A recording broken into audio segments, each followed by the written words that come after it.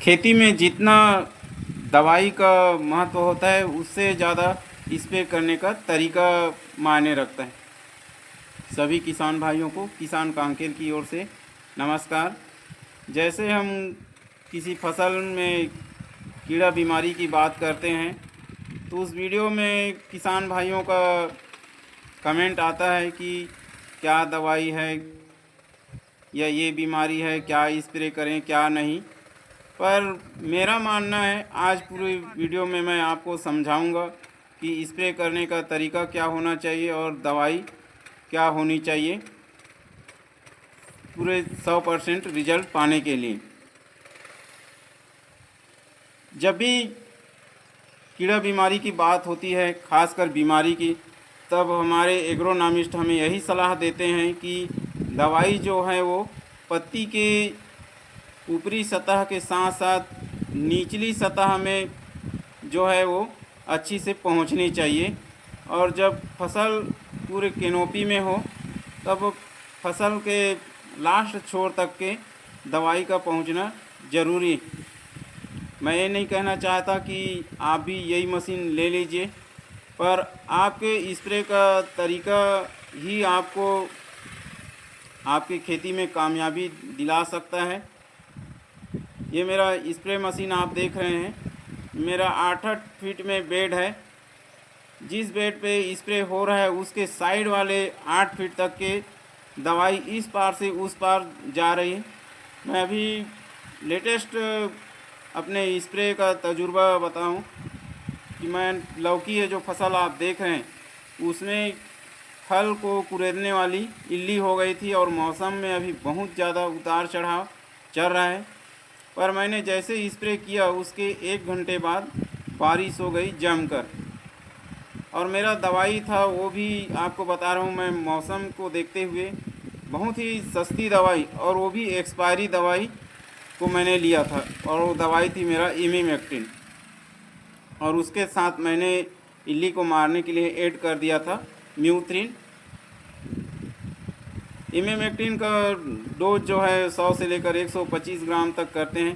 पर मेरा एक्सपायरी दवाई था और मौसम बहुत ही ख़तरनाक था और जो इल्ली था वो पूरे मेरे फसल को बिगाड़ के चल रहा था। तो मैंने म्यूथ्रिन और इमीमेक्टिन का स्प्रे कर दिया।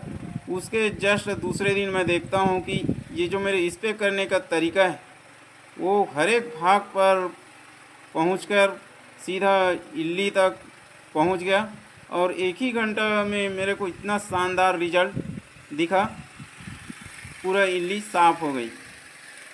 और इसी फसल की बात करता हूँ, पत्तियों के निचली सतह में पाउडरी बहुत ज़ोर से चालू हो गया था। पर मैंने उसको देखते हुए, मेरे जगह दूसरा किसान होता तो नया फसल था, डर के मारे सीधा असरबो नेटियो जैसे दवाई पे जाता, महंगी दवाई पर मेरे को अपने खेती का तजुर्बा है, मैंने ये सब दवाई ना लेके सल्फ़र का स्प्रे किया। सल्फ़र का जब हम स्प्रे करते हैं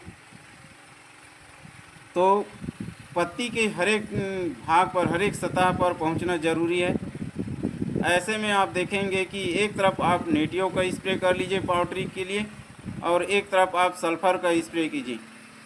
मेरा तो अनुभव है कि नेटियो से ज़्यादा जो रिज़ल्ट है वो सल्फ़र का देता है,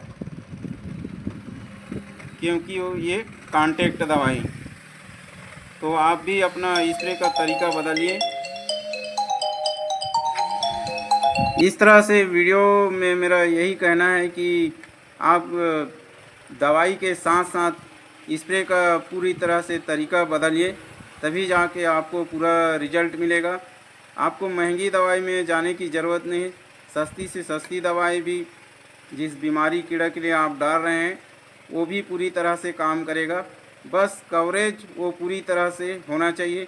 जैसे कि हमारे हर वीडियो में आप देखते हैं कि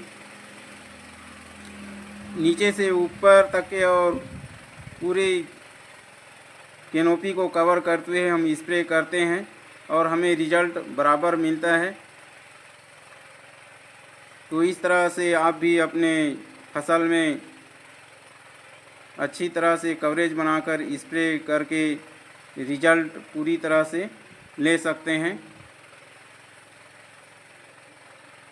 अभी जैसे मिर्ची की खेती में ब्लैक थ्रिप्स परेशान करके रखती है, तो जो नैपसेक स्प्रेयर है या फिर बैटरी स्प्रेयर ये काम नहीं करती। इस तरह के स्प्रे आपको करना बहुत ज़रूरी।